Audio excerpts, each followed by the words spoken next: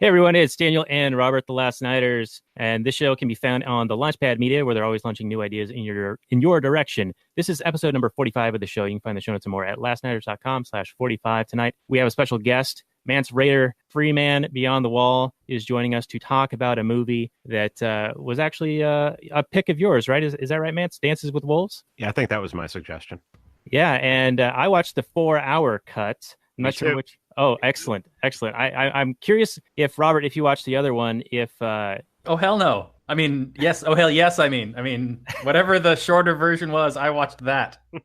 all right, all right. So it'll be interesting to see if there's like some bonus material from the longer one that you didn't see and might be worth talking about.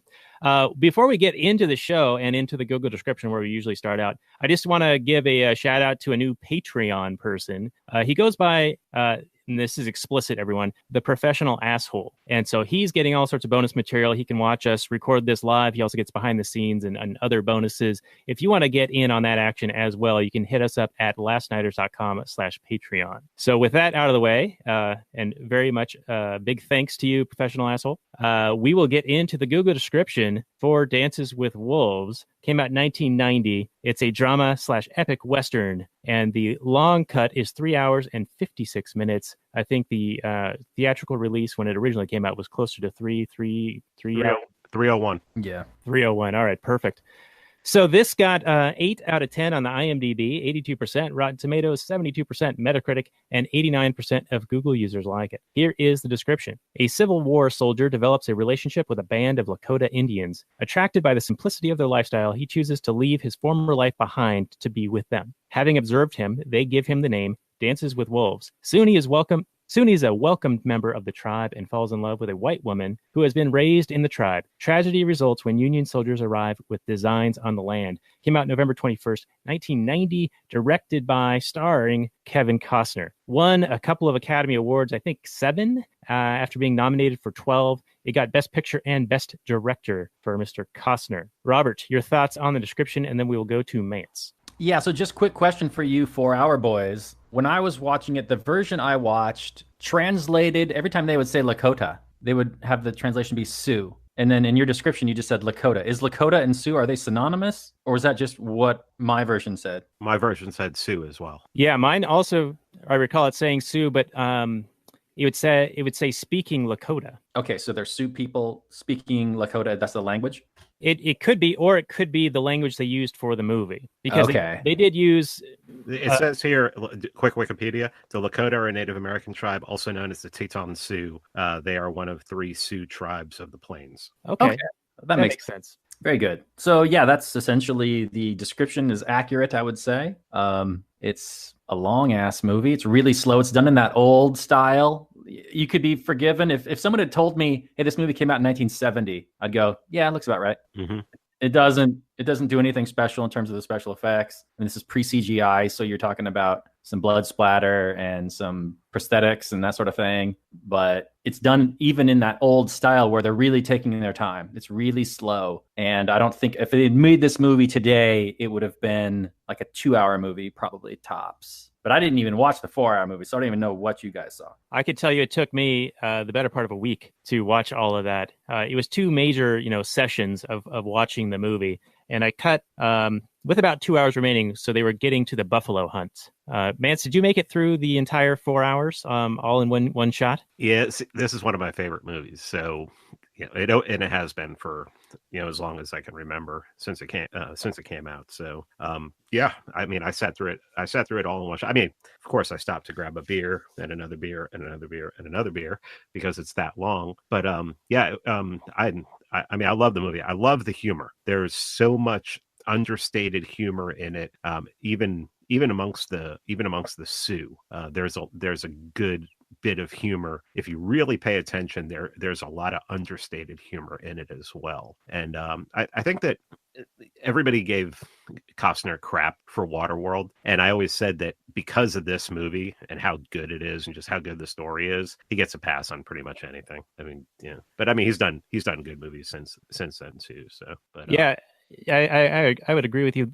However, my thought when I was watching this was that this is why he thought he could do Waterworld, because it's basically he's just rehashing this movie, but he's trading water for the planes. Yeah, it's that's an interesting way of putting it. Yeah, there's a lot of rumors behind Waterworld. They said it was like $150 million bust, but I heard there were rumors behind the scene that he was going through a divorce at the time, and he was actually using the movie to hide money, so he wouldn't have to he wouldn't have to give it to his wife who he was splitting up with. So these are all rumors, but stuff that I heard when the movie came out, when the movie was being made. So. Wow, that's interesting. Do you think that The Postman, which I think actually did worse than Waterworld, was just to make sure? I think it was I actually like The Postman. I actually think there's some great themes in that. I think there's some good I think there's some good messages in that movie, actually. Okay, yeah, that's one I haven't seen in a long time. This I hadn't seen since probably shortly after it came out. Oh, actually, no, I take that back. I went on a trip to Hawaii in 2004. And at the I got into the hotel room and this was playing on the TV, and I just left it on. So I sort of half watched it about 14 years ago. Yeah. I mean, he's made some really good movies. I mean, I think The Untouchables was a good movie. Field of Dreams is still one of those guilty pleasures of, just remember my dad's gone now. So, that whole movie is about, a guy wanting to please his dad and everything. So little heartstrings kind of stuff there. Oh, yeah. Yeah. Field of Dreams has a soft spot in my heart just from growing up. That was one of my dad's favorite movies, and we watched it together quite a bit. So I don't even know if I could objectively critique that movie. It would just get a pass no matter what. Bull Durham's another good movie he did. JFK for an Oliver Stone movie is a good movie. Wyatt Earp. I mean, the guy's actually done some really good movies, but people just A Perfect World is another movie that is really underrated, where he plays a really, really bad guy. That's an Eastwood flick, right? Yeah, that was one that Eastwood made, and I actually saw that one in the theater. Okay. Yeah, so I mean, the guy's made some really, really good movies. He just caught so much crap for Waterworld that it's like every is what Tin Cup, another good movie that another enjoyable movie that he made. So right, and let's not forget The Bodyguard with Whitney Houston. I mean, that's probably his top movie. That's probably that may be the biggest box office movie he ever did, and I've never seen it. Just have no interest whatsoever in that at all. It had a #1 song too, right? Whitney Houston. Yeah, unfortunately. Yeah. Well, why don't we start talking about the movie in and of itself, and just kind of set the scene a little bit. The opening is kind of interesting because he's been injured in battle in the Civil War, or the War of Northern Aggression, as I like to refer to it as. And because so many people are injured and the surgeons there are overworked and underappreciated and all that stuff, they say, you know what, we're going to have to take this guy's leg off, but let's go, get some rest first because he'll still be here. And realizing that he's at risk of losing his leg, he would rather die. So he basically does, suicide by cop or suicide by enemy soldier, and charges and rides out in front of the Confederates. And I thought that was pretty interesting because, he's trying to get killed, but these guys must be, frickin' stormtroopers or something, because they can't hit him. Well, he's got plot armor.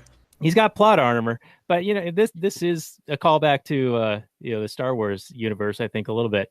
But as a result of the type of muzzleloader firearms they had, they would shoot and have to reload, and it would take a good minute or so, and they would shoot again. And while they're shooting at him for sport, they're all distracted, and then the Union guys charge and break their line, and the Confederate guys have to retreat. So Hero guy now gets his leg saved by the general's surgeon, because he's gone out and done something amazing. So you guys have any thoughts on that with the he'd rather die than live without a leg? And how does he stay a lieutenant after being this huge hero, right? So I'll go to Robert. Well, I just think it's interesting that the general, evaluates him from his own perspective. Like, this guy's an amazing man that we need to save because he's so brave. Not that was a suicidal crazy man attack that was clearly he's lost his mind. So I don't know. I don't know how he stays a lieutenant. I don't know how he says, I want to go out to the frontier as a thank you. And then I don't know how the guy, when he gets to the frontier, the guy in charge there immediately kills himself for some reason because he's a crazy person or he's had enough. Who knows? Yeah, he's got that king complex or something. So a lot of suicide going on at the beginning of the movie.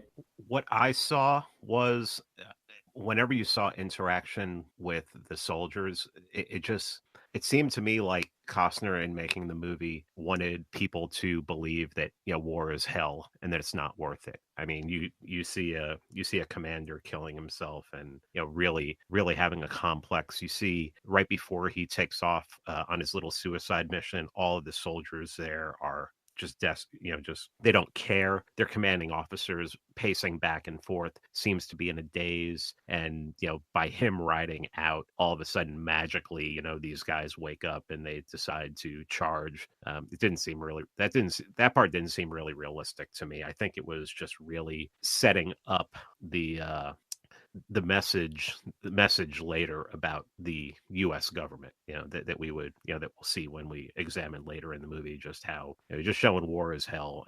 To me, he was just showing war is hell, and the government is just useless. I mean, I didn't see anything other than there's no real pro-government message in this movie at all. And what's funny is Thaddeus Russell put out on Twitter about a month and a half ago, name me a movie. He said, name a movie, the last movie you saw that made the U.S. military into the bad guy. And I couldn't, and this is the movie. This this is the movie, because I mean, I could barely think of. I was thinking like maybe Transformers or something like that, but this is clearly a movie that turns the U.S. military into the bad guy. There's one that tops this, and that's The Outlaw Josie Wales, which we did a few months ago. And man, that's a great movie, man. It makes the Union soldiers pretty bad. Hey, I went on a Western kick a few years ago, and I just was like just watching as many Westerns as I could and everything. And that's always one of the top ones. I mean, just such a, it does not paint the military well at all. Yeah.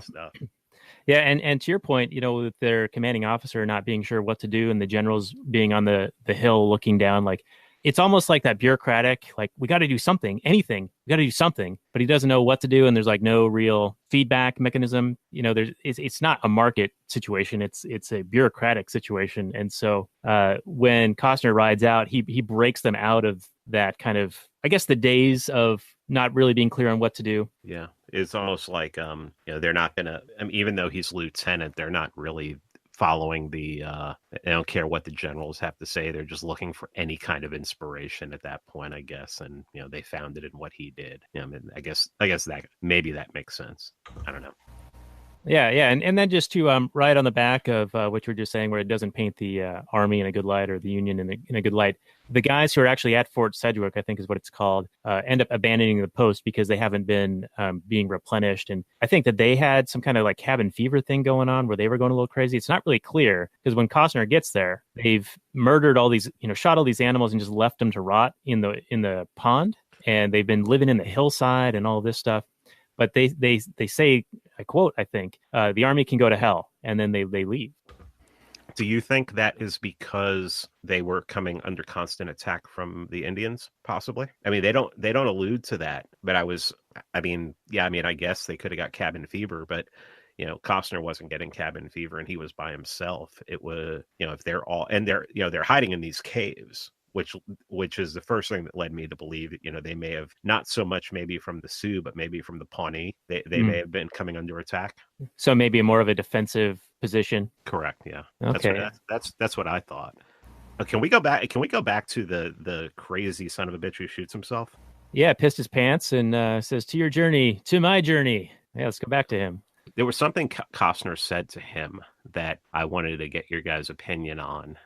He asked him why he wanted to go there, and he said, "I want to see the frontier before it's gone." What do you think his message was in saying that? Yeah, it's interesting.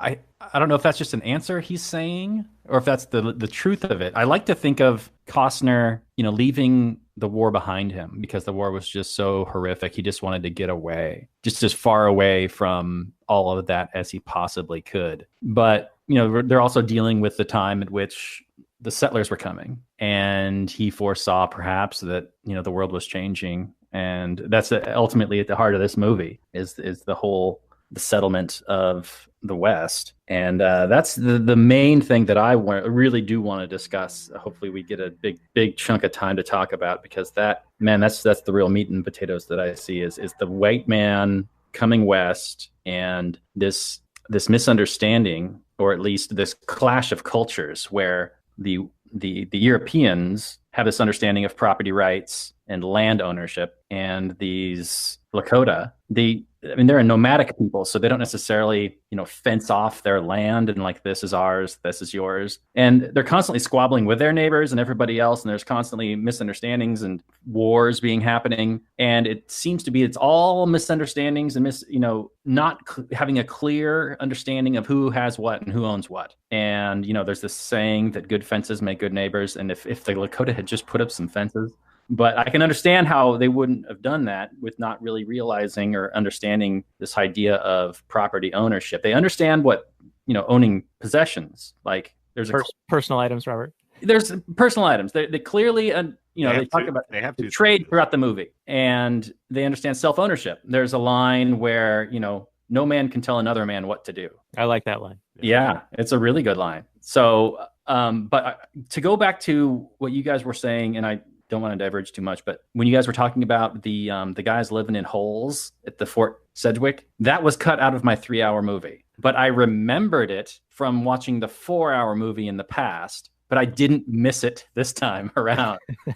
Right. But now that you mention it, I'm like, oh yeah, there were soldiers in those holes.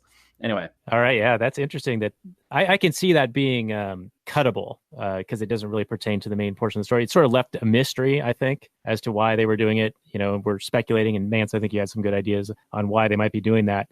But to go back to your question about the message that Costner had for the Major about seeing the frontier before it's gone, I almost feel like that was a intentional message put in this movie to hit on a cultural topic, or perhaps try to drive culture. I know this is like late 80s, early 90s, like 1990, I think is when it first came out. But that was around the time we're hearing about ozone depletion and like the spotted owl and all that stuff. And I feel like maybe that was his watermelon message, the green environmentalist message, because I see a thread of that throughout the entire movie. And probably another deleted scene, Robert, you might not remember this one, but towards the end, Costner and Kicking Bird go towards the mountains to, I guess, scope it out because they're going to go there for winter. And they come upon a cabin of white settlers who have just trashed the place, just littering everywhere and killing all these animals and just leaving all this stuff out. And every time I saw something like that, I kept thinking, oh yeah, they're just pounding that message home. Like, oh, they just don't respect anything. These white people are terrible and they're just trashing everything and destroying nature. Yeah, that was cut out of my 3-hour cut. I remembered it now that you mention it from the 4-hour cut.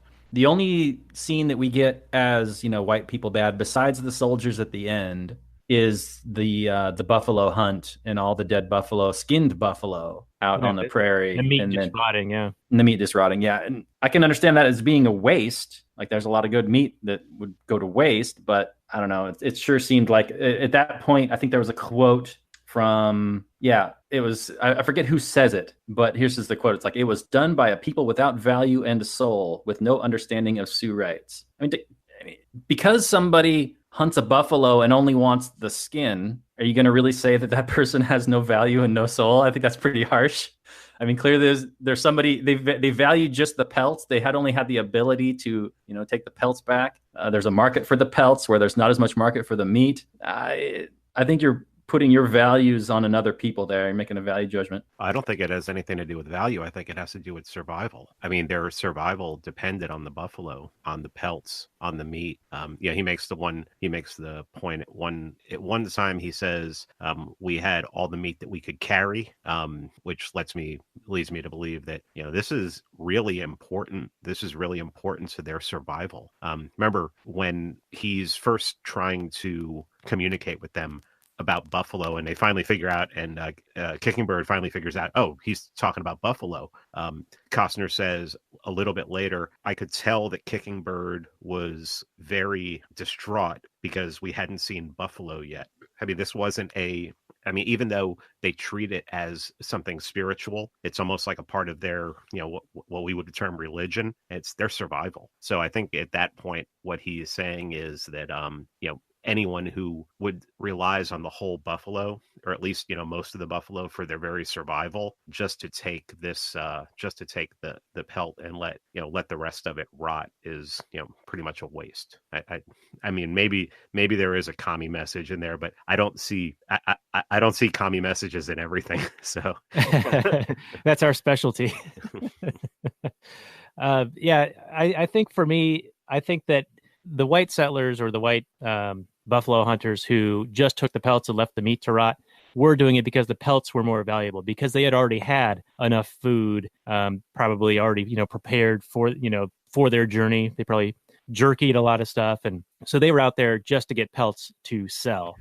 But the Lakota or Sioux, yeah, they were using the entire buffalo, like you were saying, Mance. And I think if one were to look at that and go, well, one has more of a higher claim on it because they're going to use the animal more respectfully or more fully without as much waste. And I think that almost is a little bit of a pseudo like environmentalist message / egalitarian type message, like, well, they deserve it more. They're more deserving. I think it comes down to a lack of understanding of who owns what. I mean, the hunters, they clearly don't recognize the Sioux ownership of these buffalo, and the buffalo, and then the Sioux, do they have a claim on the buffalo just because have they homesteaded the buffalo? I mean, these are nomadic people who basically follow, the buffalo herds because they were essentially their life's blood. That's how they survive for the most part. I mean, they live next to a stream. You can only fish up so many fish. They probably hunt some deer, but buffalo is their main source of subsistence. But they don't brand the buffalo. They don't fence in the buffalo. So, the Europeans coming over go, wild buffalo. Whoever wants it, tragedy to the commons, baby. Yeah, and in their eyes, they're homesteading those buffalo that they're shooting. Seems to be. They I mean, if you were to come across, unimproved land, it's not fenced in or anything like that, and you find some buffalo and you want some buffalo pelts, you kill one, you take its pelt, you go, well, good job. I did a good job today. I got some buffalo pelts. I hunted. You don't think you aggressed against anybody. Yeah, I'll bite. Yeah, I agree. I think that there is a misunderstanding of property rights among the different players in the movie. And I think that is basically the nexus of most of the problems that we see here. I didn't see property rights in the buffalo, but that's okay. Everybody sees everything differently. I didn't see the Sioux claiming that the buffalo were all theirs and everything. I just saw it as, well, we do things one way and these people do things another way. And it's like a cultural clash. Yeah. I mean, it just, I didn't go that. I go deep in on a lot of stuff, but I didn't go deep in on that one. But they certainly judged the white men for acting differently. Like at one point, they're talking in this tribal circle. I judge white men for acting differently. Well, they judge. They do. They go, well, he's not a Sioux, so that makes him less. And they say the whites are a poor race. Yeah, they say they're dirty. They can't ride. They can't shoot. They wouldn't last a winter. But they're coming, right? More of them are going to come. Yeah, so these Indians are a pack of racists, is what I have to say. Well, let's talk about the culture. Either that or they're elitists. If we could shift to the culture just a little bit more and rope in Elizabeth Warren. It's a little bit old news. It's out of the outrage cycle. But she did this DNA test, and she treated it as vindication of her position that she did have Indian heritage because Trump had called her Pocahontas and said, if you take a DNA test and all this stuff. Well, it came back and said, hardly any, right? Or none at all, because I think it was from South America and it was sort of a maybe. But it got me thinking like, okay, well, does blood really make you to be something or not? Is it more cultural? There was the Stands with a Fist. She was a white woman who, as a child, was raised by the Sioux. And by all accounts, I mean, she's raised in Sioux culture. She speaks Sioux. She lives as a Sioux. I mean, she's a Sioux, but she probably has as much Sioux blood in her as Elizabeth Warren. Yeah, I remember one of my favorite people in the whole world, Ben Shapiro, being sarcastic, said that, I remember one thing that he said that I actually agreed with. He said, I don't consider someone a Jew because they were born a Jew. I consider someone a Jew because they practice it. Said, I don't care how they were, what family they were born into. I mean, I was born into a Sephardic Jew family that was basically atheist. So, I mean, like no one, yeah, sure, I'm a little bit more than a half Jewish, but I mean, shit, I've never practiced that garbage. Just it holds no value to me. But yeah, I mean, I would have to say that if Stands with the Fist believed in the culture and lived the culture, she'd be considered more of a Sioux than someone who was brought up a Sioux and decided to leave and go live the life of somebody who one of the people from Europe, live amongst the Europeans.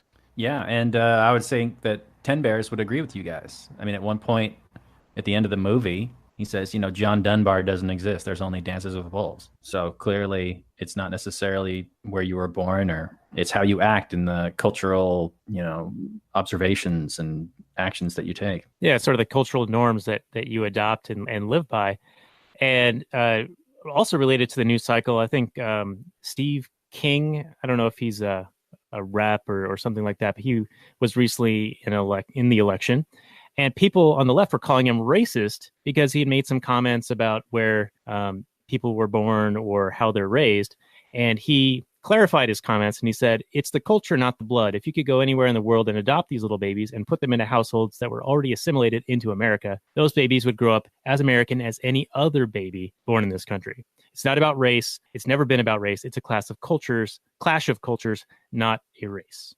I think a couple of the lines that Dunbar says, that one of them he writes into his journal, the other one is just something he says in his head later, was at one point he says, the Indians have a great pull for me that goes beyond curiosity. There's something wise about them and I'm drawn to them in ways much stronger than my obligations to the military. This is when he's still at the fort, and after he's basically gotten to the point where he can speak the language and he's with Stands with the Fist. He says, I'm not even sure I knew who John Dunbar was, but as I heard my Sioux name called over and over again, I knew for the first time who I really was. And I think it's I don't know, I was like reading all these parallels on things like that where I was pulled out of statism and just put aside calling myself an American or calling myself a citizen of anything and becoming more of an individual, because I don't know so much. I don't really see in the movie that Dunbar is feeling like he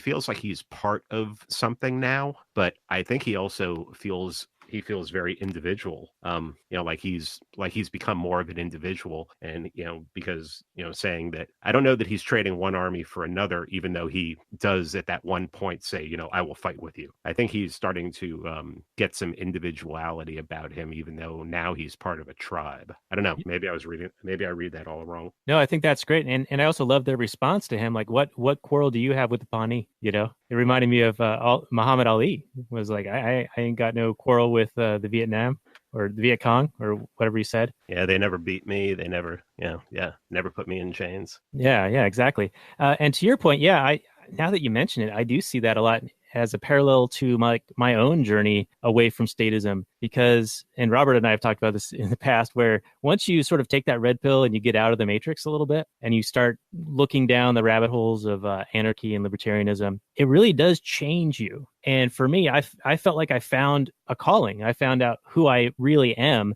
I kind of shed that NPC skin, you kind of drop out of that. And it also changes your life. Like, your friends and your family are no longer the same anymore. You got to watch what you say, and surviving the holidays is probably going to be a little bit of a challenge, I think.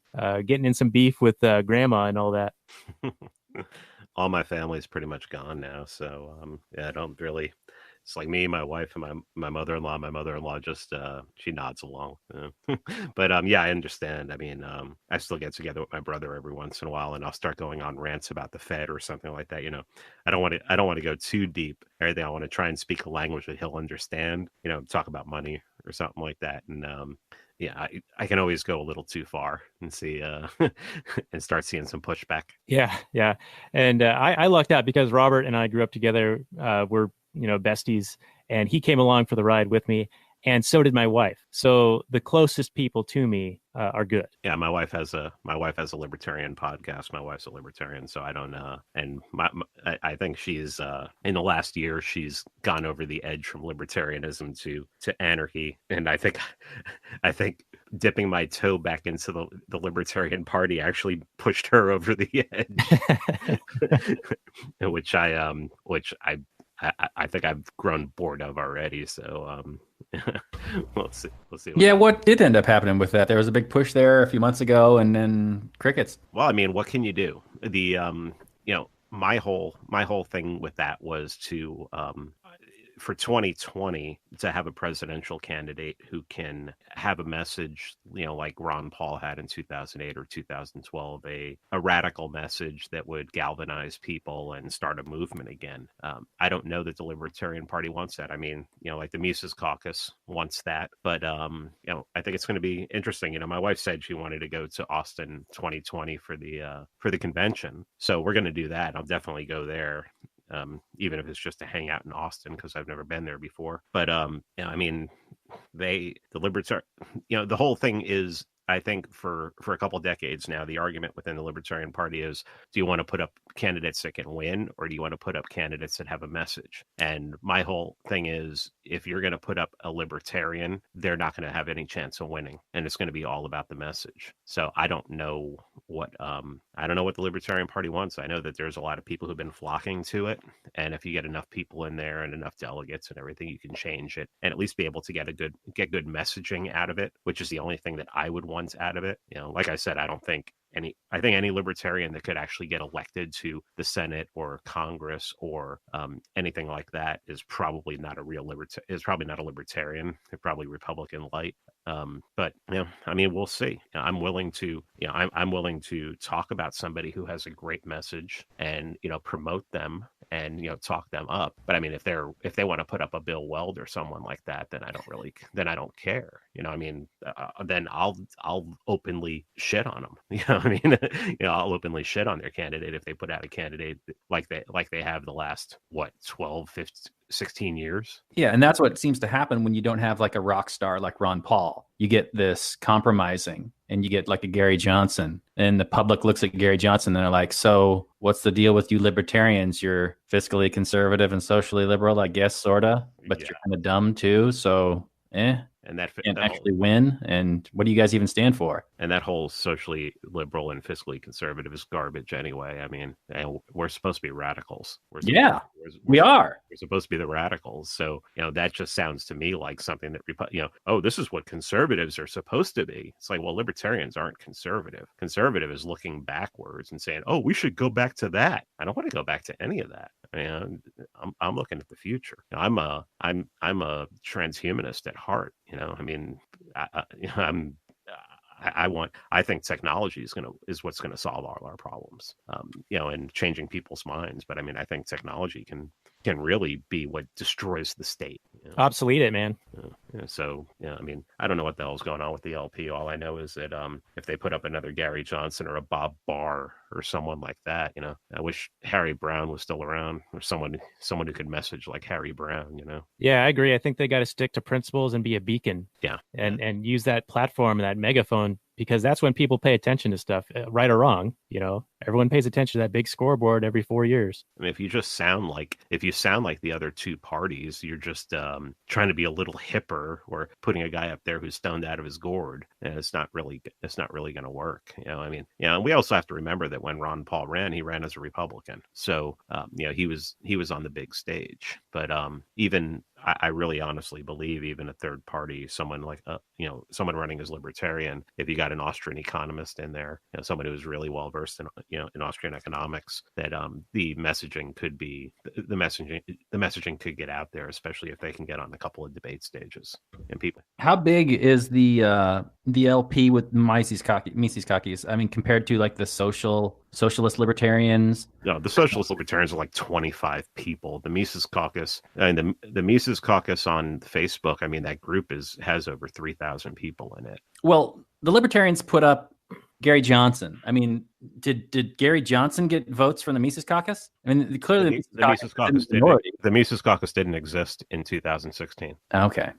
the Mises Caucus, from what I understand, and I've had Michael Heiss on my podcast, is basically a reaction to your Gary Johnsons and your Bob Barrs and your Bill Welds. Is well, let's get back to libertarianism. Let's get back to Mises and Hayek and Rothbard, instead of this, for lack of a better term, Cato Reason Magazine kind of libertarians. Right. And speaking of getting back to things, we should probably get back to the movie, and perhaps we can continue this discussion in our Patreon bonus content at the end, where we dive into some more of this, because we only have so much time for the show, and we're getting down to like the last 15-20 minutes of content for the show. So if you guys want to get the Patreon bonus content, it's lastnighters.com/Patreon. And I think where we were leaving off, or something I wanted to bring up, was the whole notion of stands with a fist. She was getting picked on by by some women in the Sioux tribe for years. And then until she stood up to them, stood up to the bully, punched him in the face, and said, I'm not taking this shit anymore. Then she finally got respected and became part of the tribe. And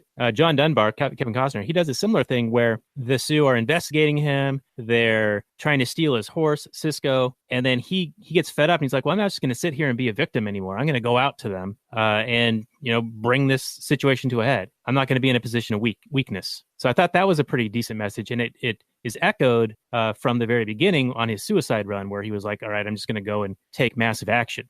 So any comments? I think it's a strong action. I appreciated it. As a protagonist, you got to make strong choices, bold decisions. As an audience member, I appreciate that in my protagonists.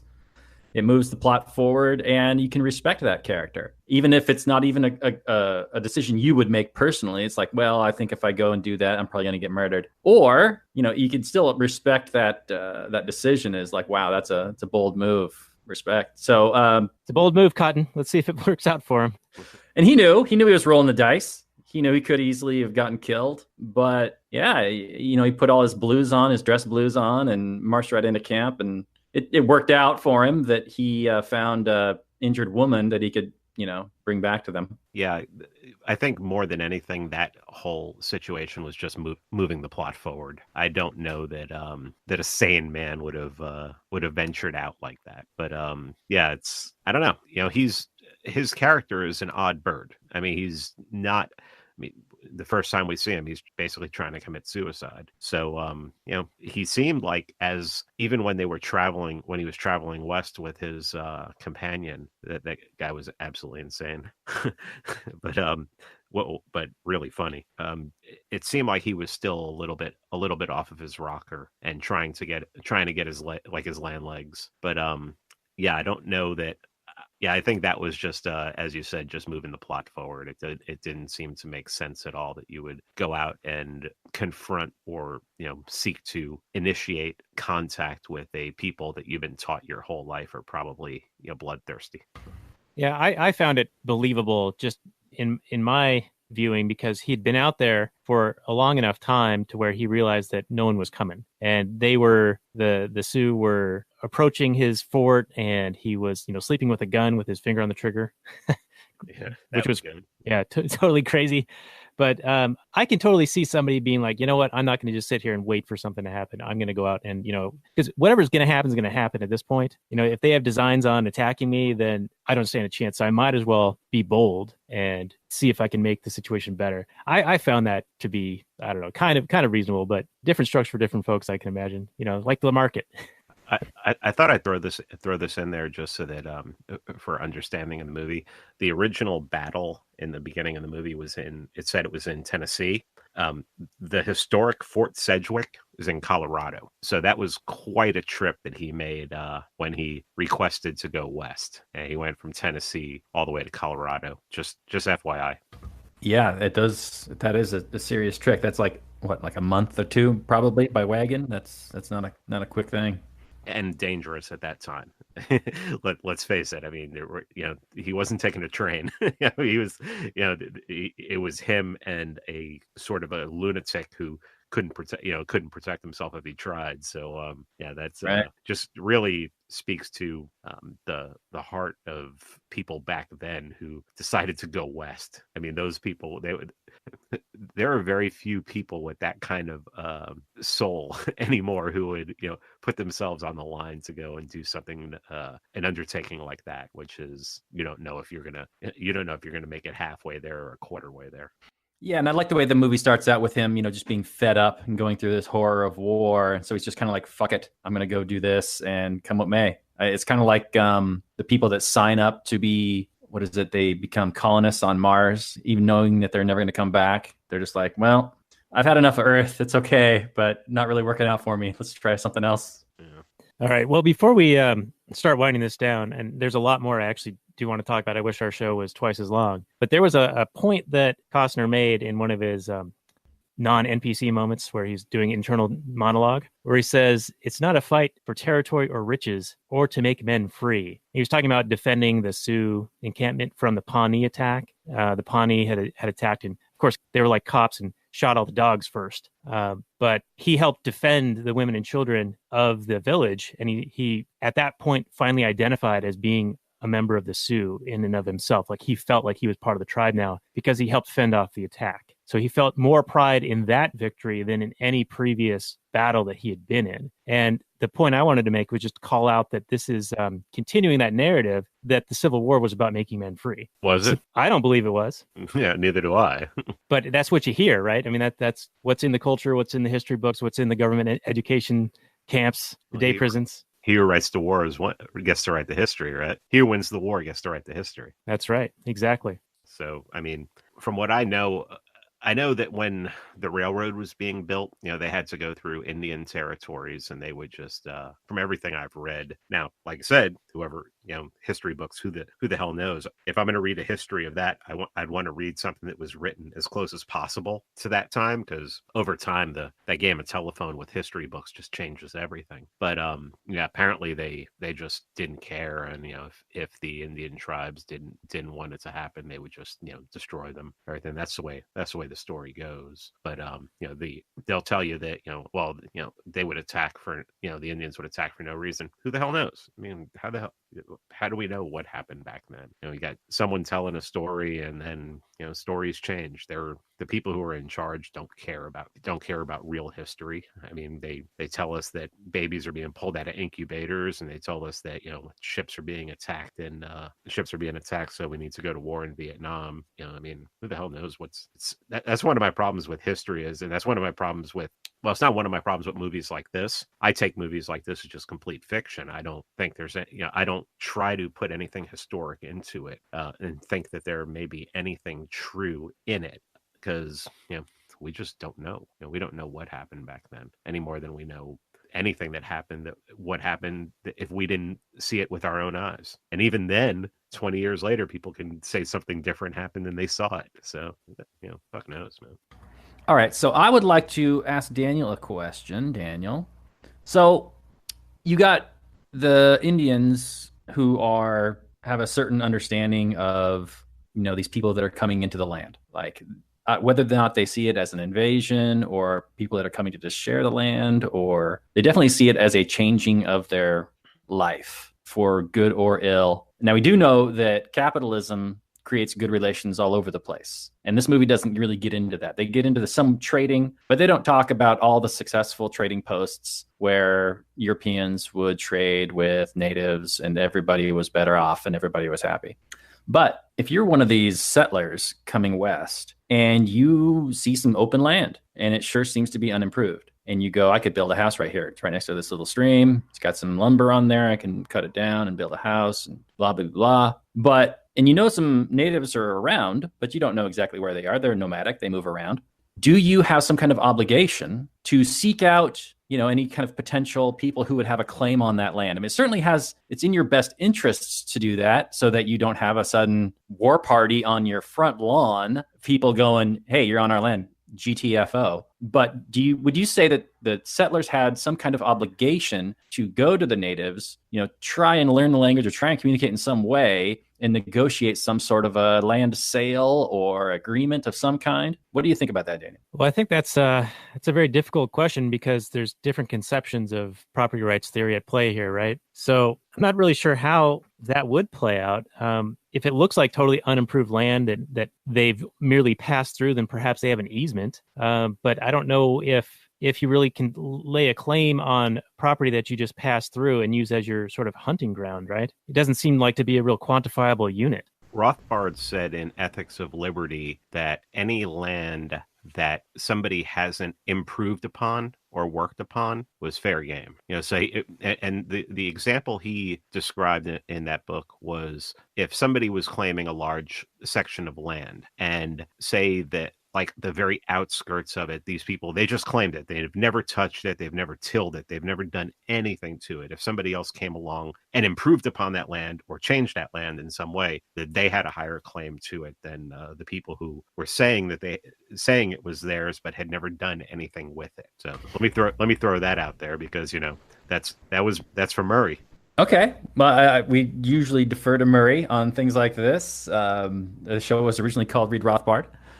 But it sounds like you guys are saying that the settlers would not have any kind of particular obligation, although it may be in their best interests. Is that what you're saying, Daniel? Well, it usually pays to be, friendly with your neighbors and have peaceful relations. So yeah, I would imagine that trying to establish some kind of neighborly. But you wouldn't say that the settlers were stealing land. No, I don't believe that would be the case.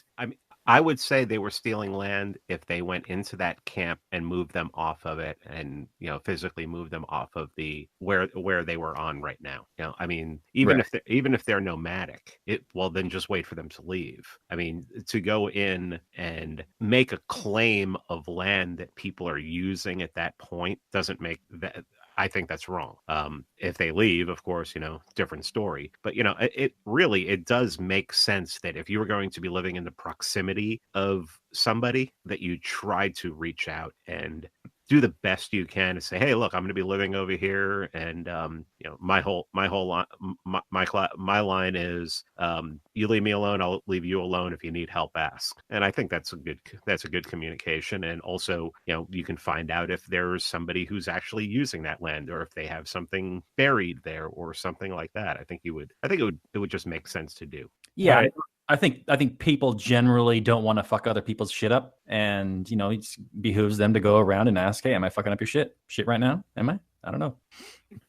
All right, so there's a point in the movie where during the buffalo hunt, Costner loses his hat, and one of the Indian guys finds it, and he puts it on. He's like, "My hat now," and they're sitting around the powwow, and Costner wants his hat back, and he's like, "No, I found this on the ground. He left it. He clearly didn't want it anymore." When it's obvious, of course, that it fell off because he was, in the midst of doing something else, and he's now asking for his hat back, and that kind of resolved it. But I'm wondering if, the point that you just made, Robert, about whether there's any claim to the land that they're passing through, if perhaps the hat is an allegory for that. Like, well, the hat fell off, therefore anyone who finds the hat can now have it. And I wonder if Costner in the film is saying that's what happened with the land. Well, the Indians aren't on it at this moment, but yet they still claimed an ownership.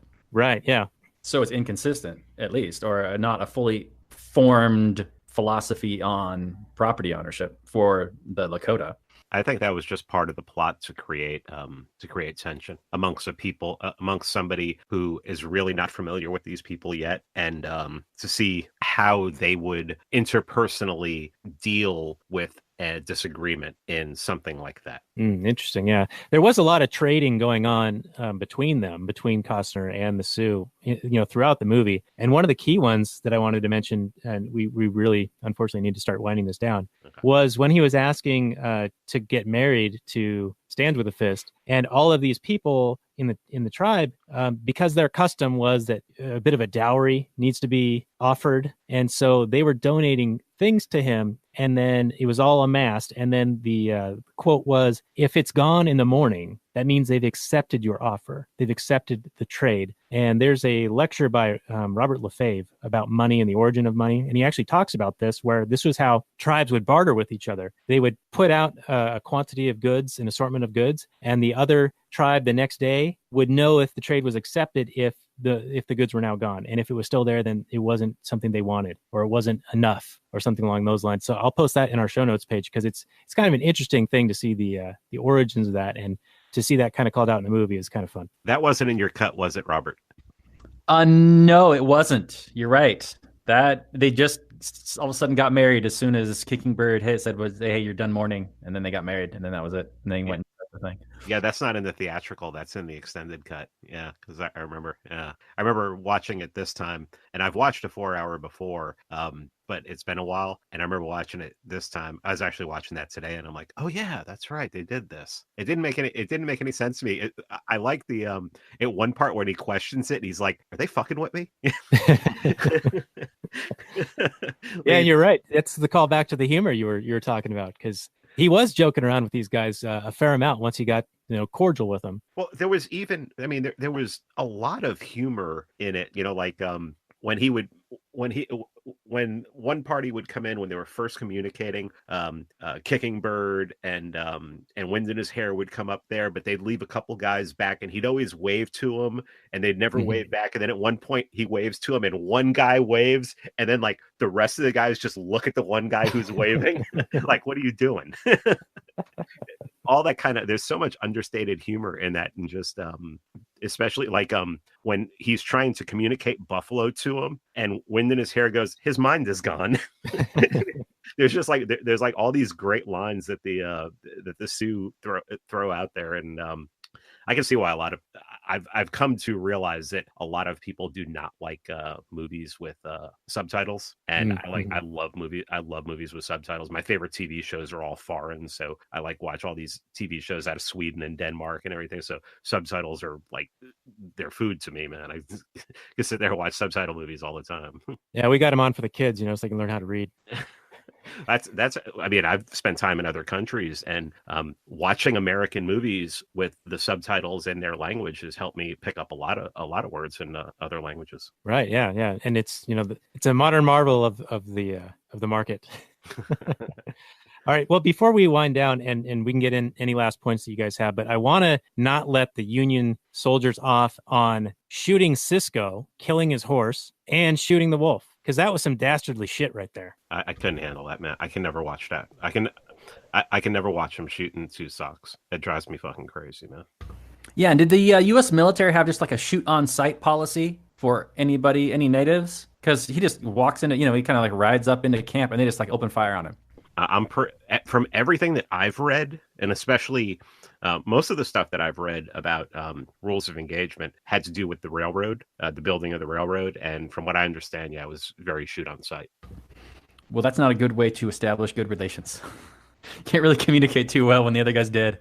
Well, and you can argue that the Europeans understand property rights so much more than these savages do, but they really don't understand the non-aggression principle at all, apparently. Yeah. So, I mean, if they don't understand the non-aggression principle, how good are they on property rights? Yeah, it's like each side had one half of that equation, and libertarianism brings it all together, both sides. Yeah. All right. Any last points before we wind down? And then Mance will give you a chance at the end to throw out your URLs and where people can find and follow your work, because you do great stuff, man. Thank you. I appreciate it, brother. I mean, we could get into various things, but we hit the main points, so I'm pretty happy with what we talked about. I almost get the idea that Robert doesn't like the movie. I'm going to give a positive review. I was tearing up at the end, and that surprised me because this is like a long, kind of drawn out movie, a movie that I'd seen before, but when he was deciding to leave the camp and leave the tribe and, Wind in His Hair is like saying, I will always be your friend. That really got me. That was really hardcore stuff. And I was tearing up really, really good. So I left with a very positive impression, but I'm wondering if any part of the movie dragged for you guys since you had an extra hour. I thought the movie was still pretty too long at 3 hours, but at 4 hours, I can only imagine, unless there's a bunch of gold in there that really helps the time jump by. Well, we just told you all about all that gold that you missed out on. And everything you said was like, yeah, I can see why it was cut. Well, I don't, the 3 hour version, the one that you watched, Robert, I mean, to me, it's some of the best cinema I've ever watched, because I love Westerns. I love, there's a love story in there. there's a friendship, like you said, when Wind in His Hair is screaming that at the ending. You have to be the most hard-hearted motherfucker not to, like, at least be choking up, if not tearing up a little bit, because I mean, Wind in His Hair hated him at the beginning, just hated this guy at the beginning, and then they became really, really good. They became best friends. I think it's just one of those movies that I think was pretty, as far as the 3-hour version goes. I mean, a lot of the stuff in the, like the whole dowry thing, I mean, that was pointless to me. But the 3-hour version is as perfect a movie is, just because it has that kind of hero's journey, that kind of thing that Joseph Campbell would have wrote about in his books. And I love the understated humor of it. The movie always makes me laugh, always makes me chuckle. I mean, I'm not getting belly laughs. I mean, there's a couple points where I think there are some really funny lines in it, but I think it's really entertaining. I think it's entertaining, and I think I like seeing movies about different cultures, and that's a culture that's pretty much it's been lost to history. I mean, I know it still exists, but I mean, it exists in basically concentration camps in our country. Yeah, unfortunately. Now, Mance, we usually do a final summary and review at the end, but I feel like you kind of just did one. And feel free to add to it and then give a out of 10 rating, go a decimal point deep if you would. Oh, yeah. I mean, I think everyone should check out the movie at least once. And I think if people really like the movie, they'll watch it they'll definitely watch it again. I mean, I've probably seen the movie 6, 7 times, 8 times over the years. I really think it's like a 9.5. And the only reason I wouldn't give it a 10 out of 10 is there's just little things that annoy the hell out of me, like Stands with the Fist hair, and and the fact that Graham Greene, who plays Kicking Bird, is like the least Native American looking Native American in this movie. He's like, everyone else is like so all the actors they got were so obvious, look so obvious, like they could have just went to reservations and gotten these people. But Graham Greene has been in so many damn movies, it's like I couldn't take him seriously. He's been in so many straight movies playing, just like playing white, like a regular Westerner kind of, almost like a white dude, that it's like I'm just looking at him, I'm going, oh man, they could have got someone else to do this. So yeah, there's just a couple things. The length of the movie doesn't bother me at all. I don't have any problems with long movies. It doesn't feel like 3 hours to me when I watch it. And another movie that's like almost 3 hours long that's the same is like Heat. When I watch Heat, it doesn't seem 3 hours long to me. It seems like it goes by really quick. And this movie goes by really quick for me, but I can see how for a lot of people it wouldn't go by very quick. All right, very good. Well, Robert, you are on the floor. All right. Well, I actually really did enjoy this movie. This is my third or fourth time watching it of all time. And this is the first time, though, that I really analyzed it with my libertarian brain. And of course, my libertarian brain really honed in on the whole property rights issue. I mean, almost all conflicts outside of like romances and that sort of thing are property based misunderstandings or property violations. And you really see that with this class of cultures in this movie, where you got these Westerners with their understanding of property rights and the natives with their understanding of property rights, and the lack of communication and really is on display. And that's the source of the conflict. And I think it does a really good job of showing that. And as far as like the movie is concerned, I thought the acting was all really well done. I'm not the hugest Kevin Costner fan. I don't think he's the best actor in the world, but he's solid. I can't complain about it too much. And, you really got to admire his gusto. He's like, I'm going to make a 4-hour movie and I'm going to put it out. And I'm Kevin Costner, what's up? And he's going to spend a ton of money. And, he's like kind of like the James Cameron of his time, where he's just like, I got a vision for a movie. I want to make a story I want to tell, and I'm going to do it the best I can. And if you're down with that and you want to check it out, cool. If you're not, well, you can hit the bricks. I don't care. And I gotta respect that a lot. So this movie, I'm going to give it a positive review, not up to the level of Mance's 9.5. But I would say that this is a movie that everybody should check out. I know we didn't get into the Trail of Tears and the horrific treatment of the natives by the American government, but that could be a topic for an extra episode or another episode. But I'm going to give this movie a 8.0, a flat 8. It's really strong. There's not a lot of issues other than I'm going to reiterate what Mance said about Stands with Fist hair. It made zero sense. She should have tied it back into a braid like every other Lakota woman. It didn't make any sense for her to have like Clan of the Cave Bear hair that just was wild and frizzy. I didn't understand it. I mean, I think you can trust your audience enough to pick her out of a crowd. I don't know. But yeah, good movie. Check it out. A lot of interesting themes to discuss. And Daniel, what do you think? Well, what can I say that could top all of that? But other than I found this movie to be very well done. I was completely transported into the story and the beautiful scenery. The cinematography was amazing. I really enjoyed I viewed it sort of as, and I know, Mance, you were saying, you got to look at this thing and not take it as history, but I kind of viewed it as maybe a view into the past and took it a little bit as that. Now, of course, it's going to have a lot of creative license, but I think that it is like a time capsule piece. And I think it was actually put into the Smithsonian or the archives of the U.S. Congress or something like that, whatever that status thing that they do with culturally important films. So it's in there. But yeah, this was a great movie. I'm glad I watched it. And I'm glad that I watched the longer cut, the bigger version, longer and uncut, whatever they say in South Park that in that movie. And I'm going to go with an 8.7 on this thing. I highly recommend it. Totally suggest that people do watch this. And there we go. So Kevin Costner, Dances with Wolves. Great movie. So you heard it here, folks. So next week, I think we're going to come at you guys with another Tom Cruise movie, American Made. Robert, you saw that recently and thought there was a lot of good stuff. And I still got my HBO free trial, so I think I'm going to check that out. And we will do that as the next episode. So Tom Cruise, American Made. Excellent. Yeah, it's good flick. A lot of stuff in there, a lot of meat. It's also a movie that would benefit from us doing some research in history because it kind of glosses over some things. But I don't know. Well, it is us, so I don't totally expect us to be totally prepared, but I think we'll still have a good discussion because that's what we do here. Yeah, baby. And Mance, why don't you throw out your handle and websites and all that? Where can people find your stuff? And we really appreciate having you on. I'm the host of the Free Man Beyond the Wall podcast. Any of your podcast catchers will get it. iTunes, Stitcher, Podcast Addict will get it. Anything. My Patreon is patreon.com/Mance Rayder. Check it out. There's a lot of I'm doing Ask Me Anythings. I did one with Scott Horton where everybody got to every question that somebody asked got answered. We're doing one on Monday night with a lobbyist, a DC lobbyist, where you're going to be able to ask him anything. And he says he will answer any question that will not reveal his identity because he will be undercover. Because if he reveals where he works, it'll be obvious who he is.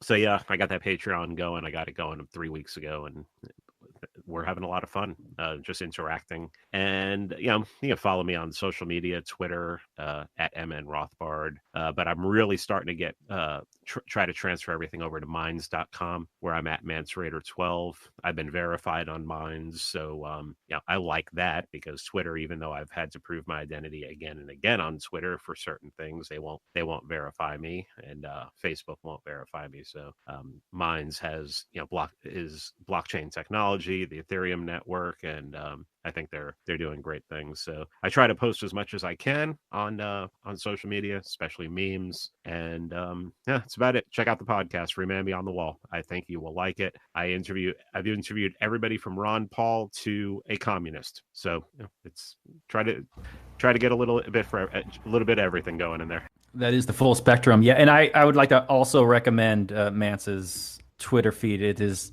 one of the most hilarious doses of reality I found. I don't know if there's a funnier Twitter account than Mance's, so I need to thank him for that. All the laughs I've gotten checking that out. You're welcome. I mean, I don't think people realize that, like, people think, oh, he just throws all these political memes up there. Not even half of the stuff I throw up there is political, and most of the stuff I throw up there is just to get a rise out of people, to see people's reactions. I mean, that's the best part. I mean, there's a guy right now who's basically calling anybody who's not a democratic socialist a fascist, and he's like attacking everybody on my timeline right now. So yeah, there's fun to be had on Twitter. All right. Well, hey, thank you again, Mance. And I think we're going to wind down the Last Nighters show. So everyone check us out at lastnighters.com slash Patreon to support us, and .com slash 45 for the show notes and more for Dances with Wolves. Thank you so much for joining us, Mance. And here is our outro music. Say goodnight from last night.